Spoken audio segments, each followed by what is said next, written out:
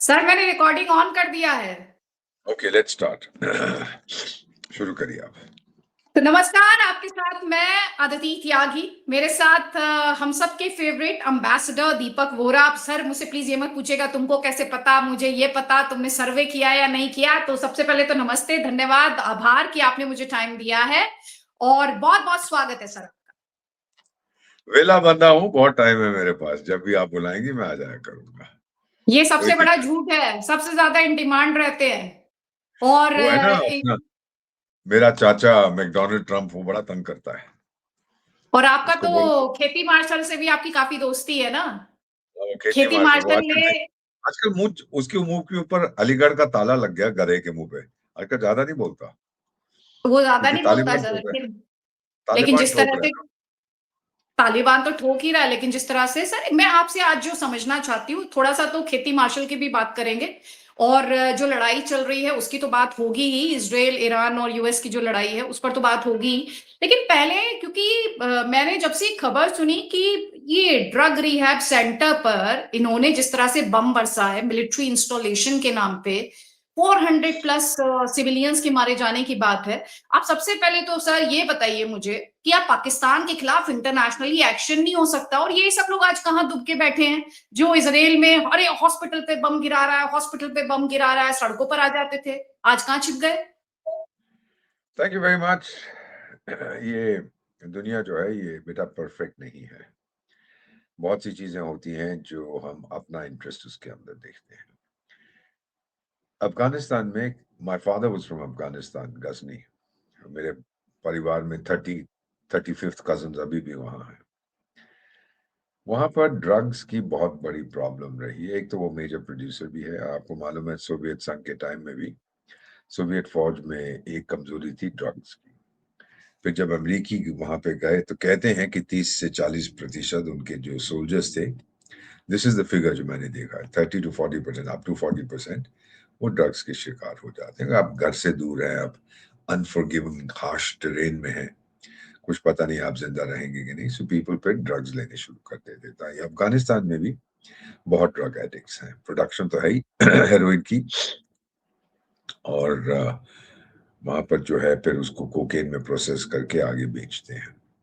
So what is the reality is कि एक drug rehab centre था, और मैं आपको बता देता हूँ कि हमने भी मदद की है उनकी इन ड्रग रिहैब सेंटर्स। हमने फंडिंग दी है, इक्विपमेंट दिया है।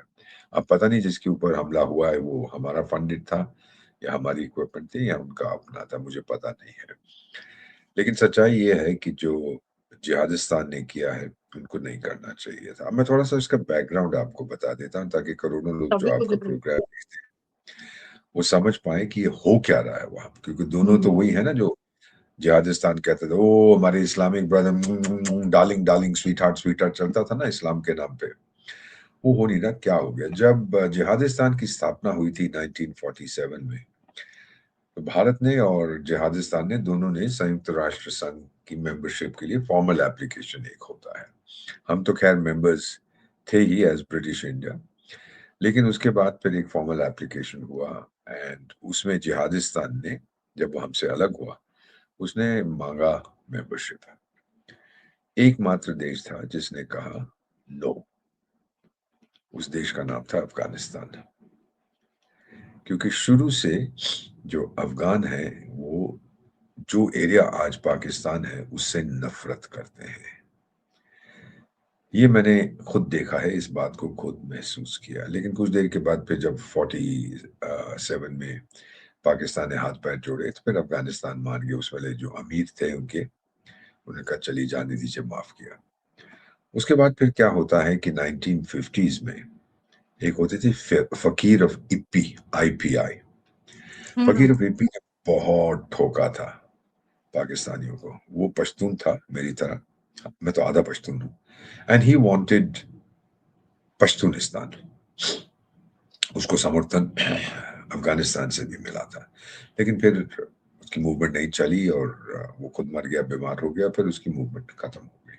फकीर ऑफ इप्पी कहते थे, उसका नाम मुझे अब याद नहीं। आप गूगल करेंगी तो आपको मियाँ वाली ऐसा ही कुछ था उसका नाम, गूगल करेंगी तो आपको पता लग जाएगा। ये 50s में था। उसके बाद क्या होता है कि हमारा जंग होता है जिहादिस्तान के साथ 65 में। अफगानिस्तान उनका समर्थन नहीं करता, 71 में उनका समर्थन नहीं करता। 65 की जंग में एक अजीब सी चीज होती है, पाकिस्तानी फौज के दिमाग में एक आइडिया बैठता है कि देखो कितनी आसानी से भारतीय फौज लाहौर तक पहुंच रही है। पाकिस्तान का जिहादिस्तान का अगर आप नक्शा देखेंगे तो बड़ा पतला है, east to west, north south थोड़ी लंबाई है। तो उन्होंने कहा भारतीय सेना जब चाहे हमारे दो टुकड़े कर सकती है, तो फिर हम रिग्रुप करेंगे जाके अफगानिस्तान में। वो हमारी स्ट्रेटेजिक डेप्थ है, बन गई है उनकी स्ट्रेटेजिक डेथ। आज क्या है कि आप रिग्रुप तो करोगे, लेकिन क्या वो देश आपको स्वीकार करने को तैयार है?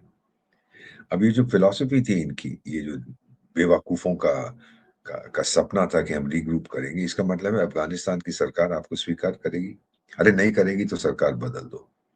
सो then they started messing around Afghanistan की जो रियलिटी है 65 के बाद, और वो बड़े नाराज हो जाते हैं। एक चीज मैं पठान के बारे में बता देता हूँ, आप पठान को किराए पर ले सकते हैं, आप पठान को खरीद नहीं सकते। वो उसने फिर 2-4 तमाचे मारे ये सही हो गया, लेकिन फिर भी वो सपने थे। अब क्या होता है, सोवियत संघ चला जाता है, मुजाहिदीन जो पहले मिल के सोवियत संघ के बरखिलाफ लड़ते थे, एक दूसरे से आपस में लड़ने लगते हैं और बहुत बुरी चीजें करते हैं, बच्चों को उठा के ले जाते हैं, औरतों को उठा के ले जाते हैं। तो फिर जिहादिस्तान शुरू करवाता है इस संस्था को जिसका नाम है तालिबान। ये जो पढ़ते थे उस समय जिहादिस्तान में, जरा क्षमा करेंगे, I am going to put you on hold for a second. मैं प्लीज आपसे फिनिश। बात हाँ, मैं आपसे ये बात कर रहा था कि जब ये मुजाहिदीन आपस में लड़ पड़ते हैं, तो पाकिस्तान में जो स्टूडेंट्स होते थे, एक स्टूडेंट को तालिब कहते हैं अरबी में, इनको प्लूरल को तालिबान, तो वो तालिबान बन गए। फिर इनको बोला कि आप जाइए वहां पे ये बदमाशियां कर रहे हैं, रोकिए। तालिबान गए और ठोक पीटा इनको जो मुजाहिद कमांडर्स थे, और फिर वहां के लोगों ने इनका स्वागत किया। फिर ये जम गए वहां पर। फिर एक चीज बड़ी मजेदार होती है कि जब मुजाहिद कमांडर्स आपस में भिड़ रहे थे बिफोर द तालिबान केम इन, तो ये मुजाहिद कमांडर्स ने, पाकिस्तान उनको प्रोत्साहित कर रहा था जिहादिस्तान कि आप जो है अब कंट्रोल ले लीजिए, आप में से एक दूसरा कंट्रोल ले ले अगेंस्ट दी सोवियत संघ को तो आपने बाहर निकाल दिया, अब किसी को वहां कंट्रोल लेना चाहिए और प्रो इस्लामाबाद फैक्शन को कंट्रोल लेना चाहिए। जंग चल रहा है, तालिबान उठता है इन अबाउट 2000 के आसपास, 2004 के आसपास। तो वो आते हैं इनटू जिहादिस्तान, वहीं से निकलते हैं, पढ़ाए गए हैं ना वहां पर। फिर ये जाते हैं और ये जो मुजाहिदीन एक दूसरे से लड़ रहे होते हैं, इनको ठोक पीट के ठंडा। This is in 19 sorry I made a mistake, in the mid 1990s। फिर क्या होता है बेटा कि ये लोग जब आपस में भिड़ रहे होते हैं, जो अफगान, मोहम्मद नजीबुल्लाह तो मर गया है, लेकिन अफगान आर्मी अभी भी ठोक रही है इनको, और ये मुकाबला उनका करते हैं और नहीं कुछ हो पाता है। खैर ये चलता रहता है, फिर तालिबान उनको हरा देते हैं, फौज को, काबुल को कैप्चर कर लेते हैं, एक्सेट्रा। फिर 9/11 होता है। 9/11 के बाद अमरीकी इनको बहुत मारते हैं, और ये कभी इधर जाते हैं, कभी उधर भागते हैं, एक्सेट्रा एक्सेट्रा। ये सरेंडर करने को तैयार हैं, लेकिन अमेरिका कहता है कि हम सरेंडर नेगोशिएट नहीं कर रहे। घमंड था, सुपर पावर अकेला था दुनिया का, नहीं किया। तो तब से जो है अमेरिका के साथ भी इनके संबंध थोड़े से नाजुक हो गया। जो अमेरिका घुस गया था वहां को ठोकने के लिए, 20 साल तक तो वहां वो रहे उस जंग में। उसके बाद फिर उनको वहां से भगाया गया। अब मेरी मेमोरी भी थोड़ी क्लाउडेड है, मैं भूल जाता हूँ। मोटी मोटी चीज ये है कि जब तालिबान लोग वहां पर कब्जा करना चाहते थे, तो उनको मार पड़ रही थी। जो remnants of the Afghan army थे वो भी ठोक रहे थे। तो फिर इन्होंने कहा, उस समय मेरा ख्याल बेनजीर भुट्टो होती थी प्राइम मिनिस्टर, तो उनके इंटेलिजेंस चीफ ने बोला, मैडम हमेशा से हम अफगानिस्तान चाहते रहे, अब मैं आपके चरणों में दे देता हूँ, बस मैं थोड़ी सी अपने सिपाही भेजूंगा, तो वो जाके ये जो फाइटर्स हैं, लोकल फाइटर्स, अफगान फाइटर्स, इनको थोड़ा जरा मजबूत करें और अच्छा कमांड करें। चले गए। एक अफगान कमांडर ने मुझे बताया था बहुत साल बाद, उसने कहा था कि हम पठान जो कभी जंग हारे नहीं है, हम ऑर्डर क्यों लें इन गधों से जो कभी जंग जीते नहीं है। Very very significant statement. बस फिर क्या होता है कि उसने अपने कुछ फौजी भी भेज दिए, और ये फिर जो वॉरिंग फैक्शंस थे मुजाहिदीन के, ये आपस में मिलके ठोकने लगे। यही पाकिस्तानी हुकूमत है। जब उनके बॉडी बैग्स यानी कफन वापस आने लगे, तो मिसेस बेनजीर भुट्टो ने बुलाया इस गधे को, जो इनके इंटेलिजेंस का चीफ था, उसका नाम बुल मुल गुल हुल ऐसा ही कुछ था। तो उसको बुला के बोला, आप तो कह रहे थे कि अफगानिस्तान को मेरे चरणों में दोगे, क्या हुआ? कहता, मैडम मैं अभी पता करता हूँ। तुम कुछ नहीं पता करोगे, तुमको डिसमिस करके कहीं और भेज रही हूँ। तो ये बैकग्राउंड है इसका।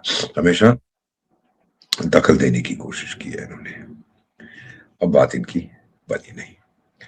So now what is happening is, Afghanistan के लोग हमेशा, एक डूरेंट लाइन एक गोरा बना गया था, सर मॉर्टिमर ड्यूरेंट। तो उसने कहा था कि भाई इसके ऊपर जो है, उसने अमीर को बोला, इसके ऊपर जो है, ये 1893 की बात है, इसके ऊपर का इलाका वो आपका इन्फ्लुएंस, नीचे का इलाका मेरा इन्फ्लुएंस। बॉर्डर नहीं कभी बनाया था, इसको जोन्स ऑफ इन्फ्लुएंस, और कोई भी अफगान इसको एक्सेप्ट नहीं करता। मुझे कई अफगान दोस्तों ने कहा है, मेरे रिलेटिव्स ने कहा है कि 1947 तक तो हमारी सीमा आपके साथ थी, ये मकौड़ा कहां से घुस गया बीच में, रिफरिंग टू पाकिस्तान। हम दोनों एक दूसरे के पड़ोसी थे। अब क्या होता है, मॉर्टिमर ड्यूरेंट लाइन जो बनाता है ये बेवकूफ गधा अंग्रेज, तो ये पश्तून्स को डिवाइड कर देती है, आधे उस तरफ आधे इस तरफ। पश्तूनों ने कभी उसको स्वीकार नहीं किया। You understand? वो कहते हैं हमारा जो नेचुरल बॉर्डर है पश्तूनिस्तान का, वो इंडस रिवर, सिंधु नदी तक है। उसके बाद फिर भारत के साथ हमारा बॉर्डर था, ऐसे बातें करते थे बहुत सारी। तो अब जो मेरा मानना है, जो इस समय अफगानिस्तान की सरकार कर रही है, शारिया लॉ है, ये है वो, बट ये याद रखिए कि स्टेबिलिटी बहुत है अफगानिस्तान में, इस समय काफी हद तक शांति है, और सुइसाइड बॉम्बिंग्स वहां नहीं होते, एक आधे हो जाते हैं। ये इस्लामिक स्टेट खोरासान प्रोविंस जिसको पाकिस्तान समर्थन करता है, वो आके अपने आप को मार देते हैं, कुछ लोग मर जाते हैं, लेकिन ज्यादा नहीं है, पाकिस्तान की तरह नहीं है जितने वहां होते हैं।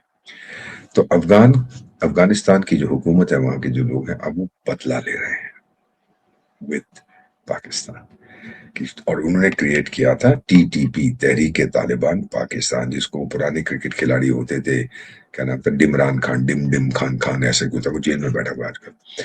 तो जब दूसरी बार अमेरिकन छोड़ के चले गए और तालिबान आया 2021 में, तो उस समय उसने कहा ये तो नई आजादी है अफगान लोगों की। अरे गधे, तू अमेरिका के टुकड़ों पर पलता है, ये चीजें कहने की क्या जरूरत है कि अमेरिकन पिट के भाग गए यहाँ से, बेवकूफ है। उस समय फैसला अमेरिकन ने कर लिया, ये प्रधानमंत्री होता था कि बाहर निकाल देंगे, बाहर निकाल के जेल में डाल दिया इसको। अब क्या है कि अभी भी पाकिस्तान का वो सपना बरकरार है, किसी तरह तालिबान को या अफगानिस्तान को अपने कब्जे में लाया जाए। वो सपना इनका साकार कभी नहीं होगा। No Afghan, I repeat, no Afghan will accept कि बाहर से कोई आके मुझ पर हुकूमत करे। हाँ, सिकंदर आजम, जिसको सिकंदर आजम कहते हैं, था तो सिकंदर बदमाश, उसने उनको ठोका पीटा। उसके बाद चंगेज खान भी वहां गया था, कुछ देर तक रहा, फिर भाग गया। लेकिन पिछले 200 साल में British Indian army, Soviet army और अमेरिकन आर्मी सब पिट के वहां से गए। तभी कहते हैं Afghanistan is the graveyard of empires. वो पिट के भाग गए वहां से। तो आज की हालत यह है कि ये चाहते हैं, तो खुद कहते हैं कि इस्लामाबाद तो हमारा समर कैपिटल है, जब काबुल में बहुत ठंड होती है हम इस्लामाबाद जाएंगे। पाकिस्तान को बहुत डर लगा हुआ, क्योंकि उसकी फौज में दम नहीं है इनसे लड़ सके, इसीलिए ऑन द ग्राउंड ये नहीं मुकाबला कर सकते, ये लड़ेंगे हवा के थ्रू, क्योंकि अफगानिस्तान के पास एयरफोर्स नहीं है। और एक अफगान मुजाहिद लीडर ने मुझे बताया था, भले ही हमारे पास एक हवा में उड़ने वाली एयरफोर्स नहीं है, लेकिन जमीन पे नुकसान करने वाली हमारी पास एक एयरफोर्स है, उसको सुसाइड बॉम्बर्स कहते हैं। तो हम भेजेंगे इनको, जाके उड़ा देंगे एक दूसरे को। और अब जो पाकिस्तान ने किया है, ये बदमाश लोग हैं, गंदे लोग हैं बेटा। दुनिया की सबसे गंदी कौम पंजाबी, पाकिस्तानी, मुसलमान अपने आप को समझते हैं हम खुदा के बंदे हैं, बाकी सब तो बेकार के हैं। इन्होंने, क्योंकि 90% पाकिस्तान की फौज इन लोगों की, इन्होंने बुरी तरह से ठोका है। और ये जो बम फेंके हैं रिहैब सेंटर, ये तो सबसे गंदी चीज। अब ये एक बार पुष्टि हो जाए, क्योंकि दुनिया इतना ध्यान नहीं दे रही इस समय वहां पर, क्या सारी इंटरनेशनल मीडिया की अटेंशन तो फोकस्ड है श्री मैकडोनाल्ड ट्रंप पे, और अब थोड़ी कम हो गई है। पहले तो यूक्रेन होता था, अब मिडिल ईस्ट है। तो हल्के हल्के ये भी बात सामने आएगी कि देखो इन्होंने क्या किया है। फिर उसके बाद शोर मचेगा, ये होगा वो होगा। मेरा ख्याल अफगानिस्तान तो संयुक्त राष्ट्र संघ में भी इस इशू को उठाएगा, ह्यूमन राइट्स के बारे में एक्सेट्रा। मुझे पूरा यकीन है कि जो तालिबान कह रही है वो सच कह रहे हैं। नॉर्मली पश्तून पठान वो झूठ नहीं बोलता। अगर इन्होंने किया है तो इनको सजा मिलनी चाहिए। किया इसलिए है कि ये इनकी फौज बेकाबू हो गई है, इनको पता नहीं इधर जाऊं उधर जाऊं, कैसे जाऊं, कहां जाऊं, क्या करूं, ये इनको मालूम नहीं है। So finally I would just like to say that जो आपने शुरू में कहा कि दुनिया शोर क्यों नहीं मचा रही, क्योंकि दुनिया के पास और चीजें हैं शोर मचाने के लिए। अफगानिस्तान पाकिस्तान के बीच में जो कुछ हो रहा है वो हो रहा है बिटवीन टू इस्लामिक कंट्रीज, जो अब पहले को कहते थे darling darling sweet heart sweet heart. तो जब तालिबान दूसरी बार आया, मुझे याद है कि एक पाकिस्तान के पॉलिटिशियन टीवी पे कहे, ओ भंगड़ा करा, ओ जी तालिबान आ गए, अब तो कश्मीर हमें मिल जाएगा, वो तो हमारे भाई हैं, ये हैं, हम उनके लिए अपनी जान दे देंगे। अब वो कभी पता नहीं कहाँ छुपा हुआ है, ना कहूंगा यार तेरी जान ही तो ले रहे हैं, अब क्यों फुदक रहा है, जान ले रहा है तुम्हारी तो खुश रहो। So my own feeling is that Pakistan को या जो उसकी समस्या है, भारत के साथ उसकी इतनी समस्या नहीं है जितनी उसकी अफगानिस्तान के साथ हो रही। भारत को तो उसने खुद कह दिया ना कि तो मेरा हमेशा के लिए दुश्मन है, और अफगानिस्तान के बारे में कहता दिए तो हमेशा के लिए मेरा चमचा रहेगा। अब हो क्या रहा है, हमने तो काफी कोशिश की दोस्ती करें, वो माना नहीं, गधा है। और अफगानिस्तान हमेशा हमेशा के लिए उसका चमचा नहीं है, उसको चमचा बना के रखेगा। आप देखिएगा आगे अगले 2-3 साल में क्या होता है।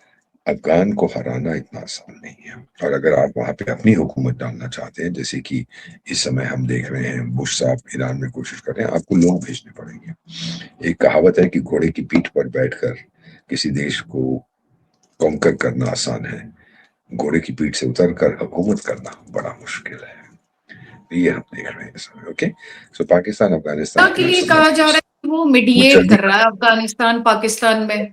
आपको लगता है चाइना के क्या इंटरेस्ट है उसमें? और दूसरा मुझे ये भी, क्या आपको लग रहा है कि हमारे दरवाजे पे अब एक लड़ाई शुरू होने जा रही है, फुल फ्लेश्ड वॉर में तब्दील हो सकता है?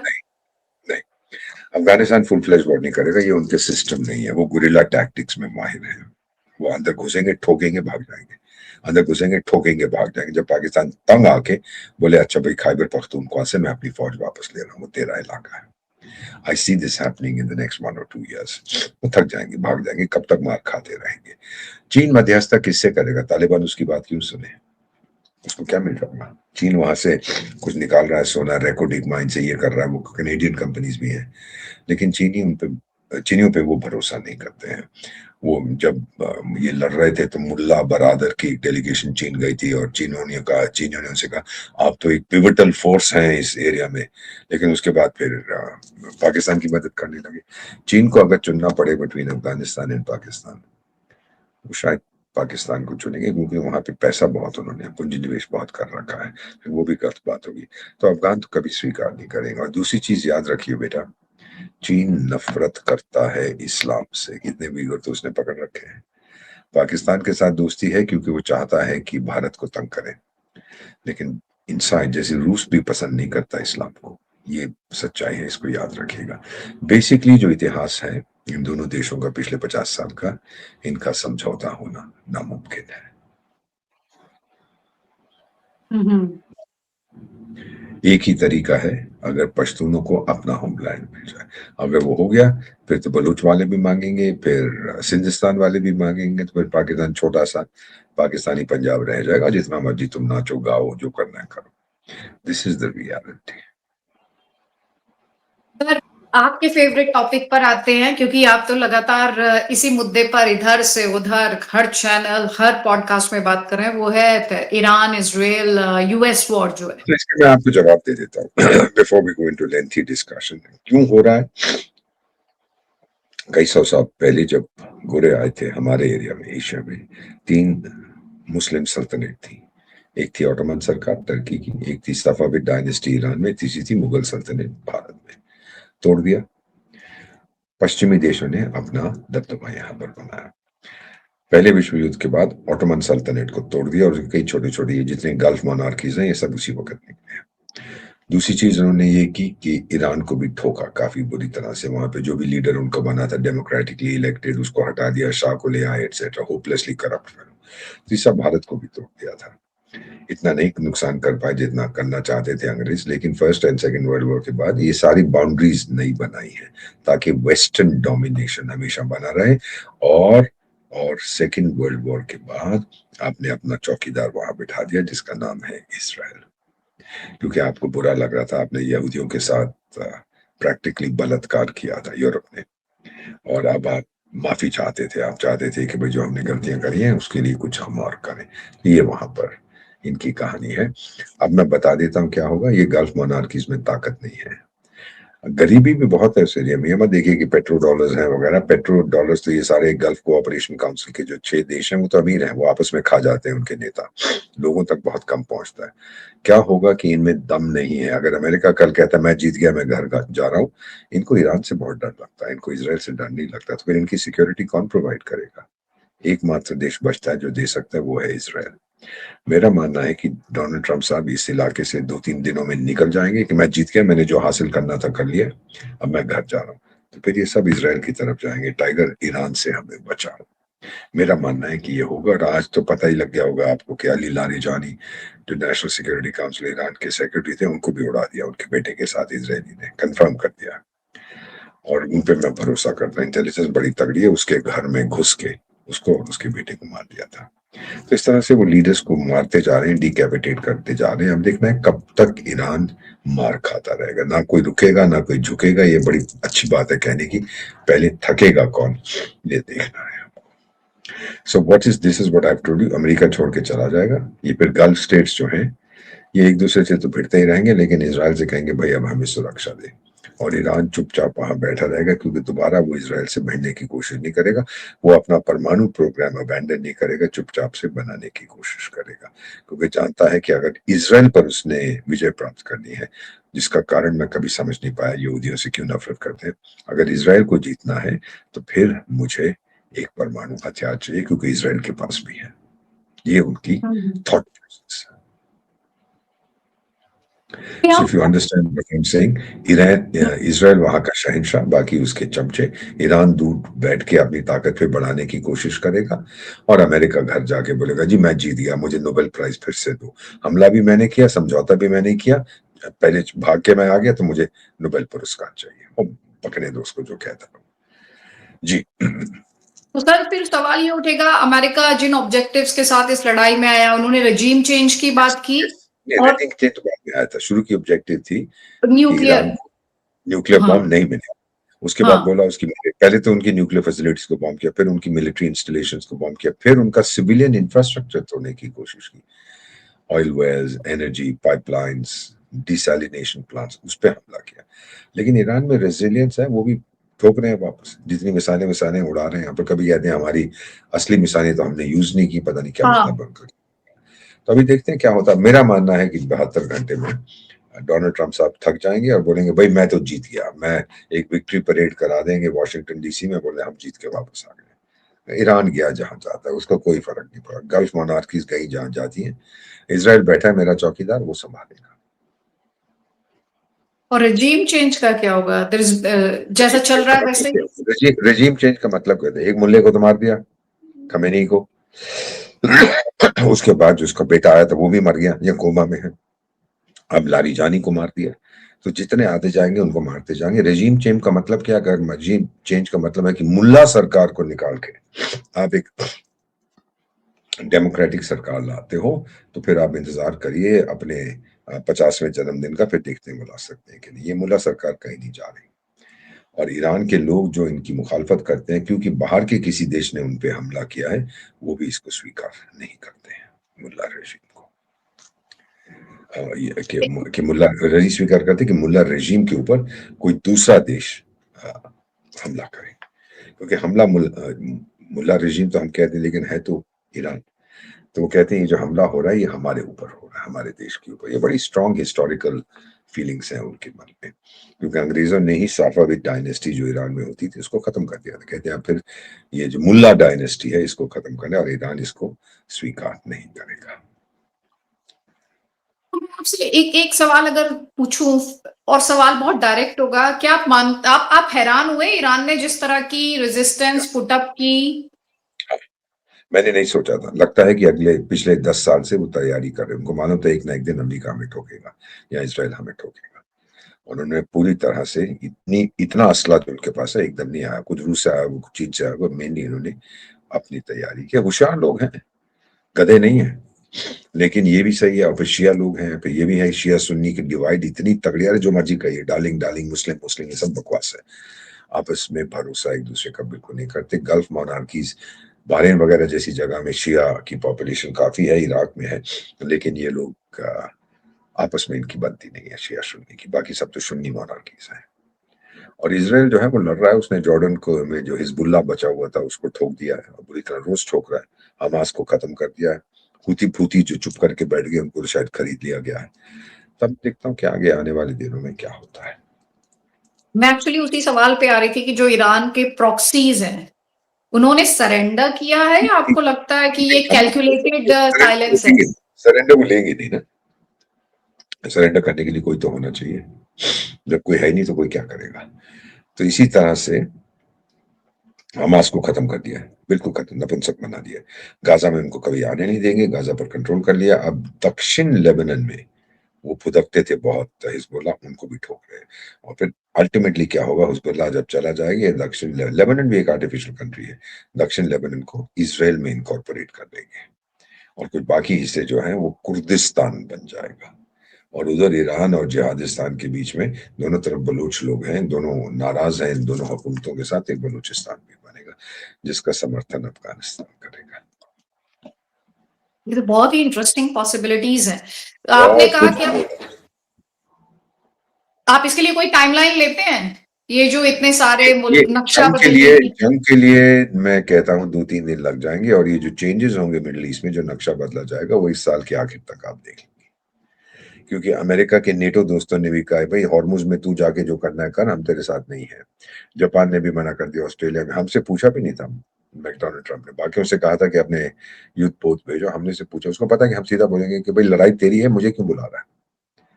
तो इस हद तक वो भारत की इज्जत करता है, ये अच्छी बात है। We are not going to get involve. India ने आऊंगी मैं इस सवाल पे इंडिया से रिलेटेड, लेकिन उससे पहले डोनाल्ड ट्रंप के लिए फेस सेवर क्या है इस पूरे मामले में? क्योंकि कहीं ना कहीं अमेरिका की तो थू ही हो रही है कि भाई किस तरह से एक ईरान जैसे। तो हो रही है कि आपको जाना है तो आप विक्ट्री डिक्लेयर करके चले जाइए कि मैं जीत गया, जो मेरा लक्ष्य था मैंने हासिल कर दिया। बार बार तो वो कह रहे हैं मैंने उनके न्यूक्लियर प्रोग्राम को ध्वस्त करना था, कर दिया, खत्म।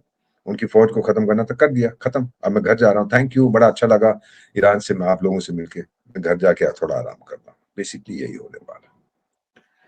और अगर तख्ता पलट करनी है तेहरान में, वो बड़ा मुश्किल होगा। तो सर यूएस ने मिसकैलकुलेट किया, आप मानते हैं? उन्होंने ईरान की रेजिलियंस को अंडर एस्टिमेट किया है कि इनमें कितनी शक्ति है कि ये लड़ते रहेंगे हमारे साथ, खुद बर्बाद हो जाएंगे पर लड़ते रहेंगे, यही मुझे लग रहा है। और आपसे एक सवाल जो मेरा और है वो ये है कि भारत ने ये जो लड़ाई थी, बहुत क्रिटिसिज्म हुआ गवर्नमेंट ऑफ इंडिया का, उनके स्टैंड का।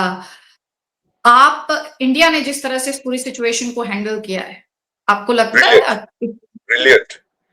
क्या सिचुएशन का हैंडल किया। इसराइल के साथ हमारे बड़े गहरे संबंध हैं। 1999 की जंग में उन्होंने हमारी मदद की, डिफेंस टेक्नोलॉजी हम उनसे बहुत ले रहे हैं जिसकी हमें आवश्यकता है। ईरान के साथ भी अच्छे संबंध हैं।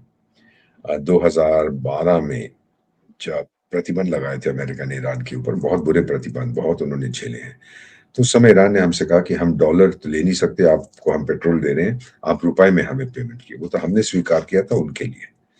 उसके बाद फिर रुपए में आते गए, फिर रुपए के अगेंस्ट जो उनके रुपए हमारे पास थे, उससे फिर वो दवाइयाँ लेते थे, मेडिकल इक्विपमेंट लेते थे, कुछ खाने पीने का सामान लेते थे, चावल लेते थे, चीनी लेते थे। सो ये एक तरह का बार्टर चल रहा था उस समय। तो ईरान के साथ हमारे संबंध बड़े तगड़े रहे हैं, हम तेल खरीदते रहे। अब वो जो मैकडोनाल्ड ट्रम्प कहता है कि रूस से जो हम तेल लेते हैं, मैंने 30 दिन का वेवर दे दिया, और टाइगर तेरे से मांगा किसने है वेवर, तो अपनी तरफ से देता चाहता। वो नार्सिसिस्टिक डिल्यूशन कि मेरे सामने झुकते क्यों नहीं है ये लोग। नहीं झुकेंगे यार, भारत की परंपरा नहीं, ईरान नहीं झुक रहा, मैं नहीं झुकूंगा। तो सारी दुनिया को अगर आपने अपना दुश्मन बनाना है, बेस्ट यही, अगर मैं उसका सलाहकार होता, कहता कि टाइगर मैं उसको ये एडवाइस देता कि सुन भाई, तुम प्राइम मिनिस्टर नरेंद्र मोदी से कहे दोनों इजराइल और ईरान से बात करने, उनके संबंध अच्छे हैं, कि भाई शांत हो जाओ, सीज फायर करो, समझौता बाद में करेंगे। और ट्रम्प अपना कहे कि भाई मैच जीत गया, मेरे को नोबेल प्राइज मिलना चाहिए, भले ही मैंने जंग शुरू की है, खत्म भी तो मैंने करवा दी है, अब मुझे प्राइज दे दो, वो निकल जाना वहां से। ये मेरा मानना है। ये खेल एक्चुअली खत्म। उनको आपके जैसे एडवाइजर की जरूरत थी सर। वो कभी मुझे नहीं लेगा, क्योंकि मैं तो सीधा उसको कहता हूँ कि मिस्टर प्रेसिडेंट, आपका भेजा फ्राई है। और मुझसे कहीं ज्यादा बुद्धिमान लोग हैं जो इसको बता सकते हैं। नहीं, सुनता लेकिन नहीं है। बात बताएं इस, हाँ सर बात पूरी कर ले, सॉरी। तो मैं क्या, सुनता किसी की नहीं है, ये बेवकूफ आदमी आपका है। आपको दुनिया पे ये जो जंग हुई है, हम यहाँ भारत में भी देख रहे हैं, रसोई गैस को लेकर बहुत बात हो रही है। वो ठीक हो जाएगा 2 और दिन के अंदर। हमारे टैंकर्स स्ट्रेट ऑफ हॉर्मुज से निकल चुके हैं। काफी आराम है। ये पैनिक बाइंग चल रही है ना, कहाँ 60 लाख सिलेंडर रोज जाते थे, अब 75 लाख हो गए, 80 लाख हो गए। ये लोग बेवकूफ हैं, कुछ पॉलिटिकल पार्टीज उनको उछाल रही हैं, घर में रखो, गैस खत्म है। अरे खत्म हो जाएगी तो खत्म हो जाएगी यार, इसमें कौन सी बड़ी बात है। हम कच्चा खाना खा लेंगे, हम चावल खा लेंगे, या इंडक्शन पे कर लेंगे, या सूर्य ऊर्जा का प्रयोग करके कुकिंग करेंगे, ये तो बेकार की बात है। I think the people of India should get together. आपके देखिए, अगर आपातकालीन सिचुएशन आ रही है, गैस की कमी है, तो हम गैस का कम प्रयोग करेंगे। 90 देशों ने तो तेल के दाम बढ़ा दिए हैं, और मुस क्राइसिस के बाद हमने नहीं बनाए, अभी तक वही है। कब तक बढ़ाने से, बेटा मेरा मानना है, क्योंकि मेरे बहुत से मित्र हैं सरकार में, तेल की कीमत बढ़ाने से उसका यूटिलाइजेशन कम नहीं होगा। कम होता है अगर आप कहें कि इन दिन गाड़ी नहीं चलेगी सड़क पर, ये नहीं होगा, वो नहीं, वो तब कम होता है। कीमत आप 500 रुपए उसका लीटर कर लीजिए, जिन्होंने गाड़ी से जाना है वो तो जाएंगे। मेरे जैसे लोग, हाँ, हम तो वैसे भी मेट्रो में जाते हैं, हमें कोई असर नहीं पड़ेगा। सो आप दैट्स मेट्रो इट में बेटा। ट्रैवल करते हैं? जी, आप मेट्रो क्या में बोला? ट्रैवल करते हैं? 100%। जहां पे मेट्रो है, मैं मेट्रो से जाता हूँ। गाड़ी का तो पेट्रोल आप बचता तो आपको लोग पकड़ के पूछने लेते हैं कि अम्बेसडर बोरा, आपने अदिति के पॉडकास्ट में ये क्यों बोला था, आपने ऐसे है। क्यों बोला, आपने बहुत ऐसा से क्यों लोग नहीं कहते किया? हैं, बहुत से लोग कहते हैं आपने ये क्यों कहा था, मैंने कहा अदिति से पूछो, मुझसे क्यों पूछ रहे हो। तो आप सारा कुछ मुझे से पूछने के लिए बोल देते हैं। बड़ा अच्छा लगा बेटा आपसे बात करके, thank you very much. Thank you उम्मीद सर, कर थैंक यू सो मच। मजा आता है आपसे बात करने में, क्योंकि काफी कुछ सीखने के लिए होता है। आप इतिहास भी बताते हैं, वर्तमान भी बताते हैं, और भविष्य के लिए संकेत भी देते हैं। तो उसके लिए बहुत बहुत धन्यवाद, आभार सर। नमस्कार, जय हिंद, आपका जय भारत। धन्यवाद, थैंक यू, जय India, thank you very much, जय भारत, वंदे मातरम, भारत माता की जय, थैंक यू।